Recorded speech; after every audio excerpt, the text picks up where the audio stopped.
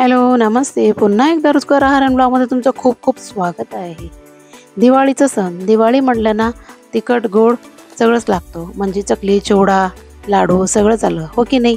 तर मी तुमच्यासाठी खास असं बेसन लाडूची रेसिपी घेऊन आलेली आहे. तर चला व्हिडिओला सुरुवात करूयात. असे मी 500 ग्राम असं बेसन घेतलेली आहे. अगदी लो फ्लेमवर थोडंसं असं परतून झालं ना त्यामध्ये तूप टाकून घ्या. म्हणजे मी एकूण तूप देखील 300 ml असं तूप घेतलेली आहे. थोडं थोडं स्टेप बाय स्टेप जसं आपण परततो की नाही तसं हळूहळू त्याच्यामध्ये टाकत जा. एकचदा टाकलं ना मग व्यवस्थित ते होणार नाही आहे. म्हणून असं थोडं थोडं टाकत तुम्ही बेसन असं अगदी व्यवस्थित खरपूस असं भाजून घ्या. ह्याने काय होतं, गाठी वगैरे जे असतात ना त्याच्यामध्ये ते सगळे व्यवस्थित असं निघून जातात. हे बघा, अशा प्रकारे पुन्हा मी थोडंसं तूप टाकून त्याला मिश्रण पुन्हा एकजीव करून घेते. तुम्ही बेसन लाडू कसे बनवता मला कमेंट बॉक्समध्ये कळवा बरं का. हे बघा, अशा प्रकारे आता आपला बेसन थोडं थोडं भाजायला लागलेले आहे. थोडं थोडं सुगंधही यायला सुरुवात झालेला आहे. अजिबात खाली करपायला नाही पाहिजे. पुन्हा थोडंसं तूप टाकून त्याच प्रकारे पुन्हा असं भाजून घ्या. लक्षात ठेवा, न थांबता कंटिन्युअसली लो फ्लेमवरच मला अख्खा हा बेसनचं पीठ भाजून घ्यायचा आहे. तुम्ही जितका भाजाल की नाही बेसन पिठाला तितकं ते चवीला चांगला लागतो. आणि तुपाचं प्रमाण तुम्ही 300 ml पेक्षा जास्तही घेऊ शकता, पण 300 ml अगदी व्यवस्थित बनतात. हे बघा, आता राहिलेली पूर्ण अशी तूप टाकून घेतलेली आहे. पुन्हा असंच कंटिन्युअसली हात हलवत राहा त्याच्यामध्ये अशा प्रकारे. हे बघा, आता आपल्याला त्याचा कलर चेंज झालेला दिसतो पूर्णपणे. म्हणजे बघा, एकदम असे ब्राऊन असं त्याला रंग आलेला आहे. आता मी इलायची आणि जायफळ ही दोन्ही देखील पावडर करून घेते थोडंसं साखर टाकून. आणि हां, ह्याच्यामध्ये एकूण मी साखरचं प्रमाण 350 ग्राम असं घेतलेली आहे. तुम्हाला जर आणखीन गोड हवं असेल तर तुम्ही त्याला थोडंसं अजून वाढवू शकता. तर तेवढं 350 ग्राम असं सफिशियंट आहे.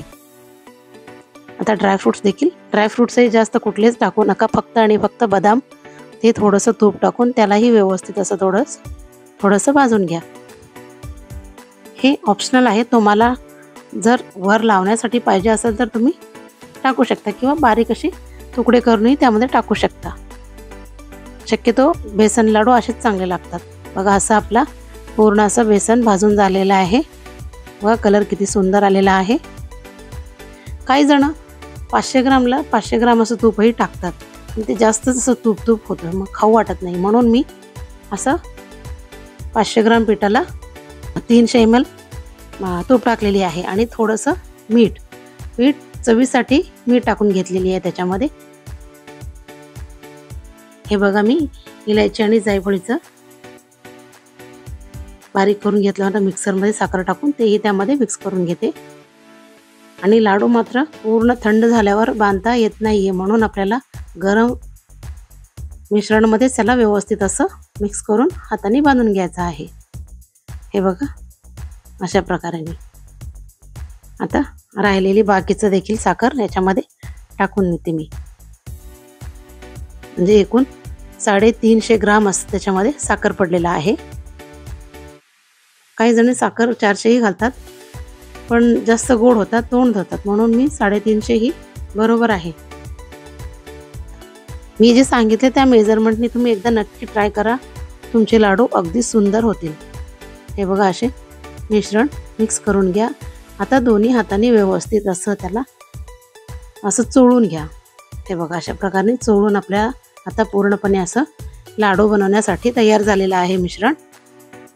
अशा प्रकारे चटके बसतात हो. हे बघा, असं गरममध्येच असं लाडू बांधून घ्या. ह्यावर मी एक बदाम भाजून ठेवले होते की नाही, ते असं एक लावून लाडू बांधून घेते. आणि हो, माझ्या चॅनलवर कोणी नवीन असेल तर सबस्क्राईब करायला विसरू नका आणि ही रेसिपी तुम्ही मैत्रिणींमध्ये पण शेअर करा आणि कसं वाटलं मला कमेंट बॉक्समध्ये कळवा नक्की। हे बघा अशा प्रकारे चटके बसतात बरं का। दिवाळीचा सण म्हटलं ना किती आनंद होतो की नाही। फराळ बनवायचं, चकली, चिवडा, लाडू असे बरेच पदार्थ बनवायचे। सण म्हटलं ना आपल्याला किती छान आपल्या ह्याच्यामध्ये सण म्हणलं की फार छान वाटतं, हो की नाही। तर बघा असे सगळे लाडू मी अशा प्रकारे बांधून घेतलेले आहे, अशा प्रकारे। तर बघा सगळे बांधून झालेले आहेत। हे बघा किती सुंदर आपले लाडू बनवून झालेले आहेत, हो की नाही। तुम्ही पण एकदा नक्की ट्राय करा बरं का। तर नवीन असाल तर सबस्क्राईब करायला विसरू नका। Like, share, comment. Thank you.